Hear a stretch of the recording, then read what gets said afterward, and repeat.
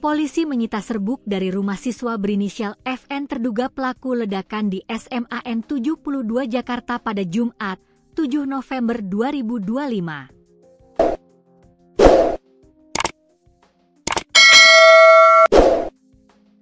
Melansir Tribun Jakarta, rumah tersebut berlokasi di Jakarta Utara. Rumah tersebut digeledah tim Pusat Laboratorium Forensik, Puslap 4, Mabes Polri bersama Densus 88. Saat keluar dari rumah, tim membawa sejumlah bungkusan berwarna coklat. Salah satunya ialah bungkusan yang tertulis paket berisi serbuk.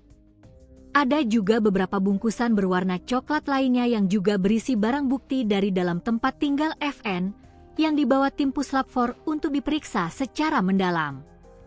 Rumah FN dipasang garis polisi. Diketahui, dalam proses penyelidikan ini, rumah yang ditempati FN tersebut telah dipasangi garis polisi. Warga sekitar tampak memadati area luar garis pembatas untuk menyaksikan jalannya pemeriksaan.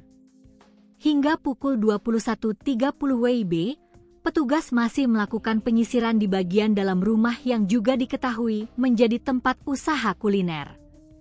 Ketua RT setempat mengatakan, FN memang diketahui tinggal di rumah yang dijadikan tempat usaha kuliner itu. Namun, yang bersangkutan memang diketahui jarang bersosialisasi.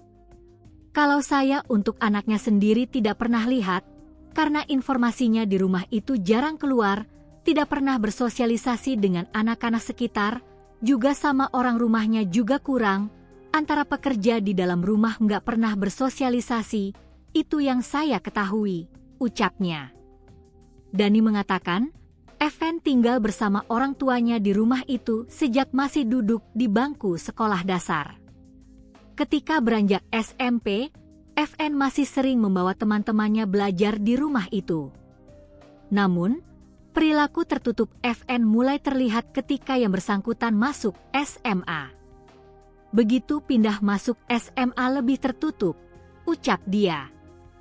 Sebelumnya diberitakan, ledakan terjadi di Masjid SMAN 72 Jakarta, Kelapa Gading, pada Jumat siang saat salat Jumat tengah berlangsung.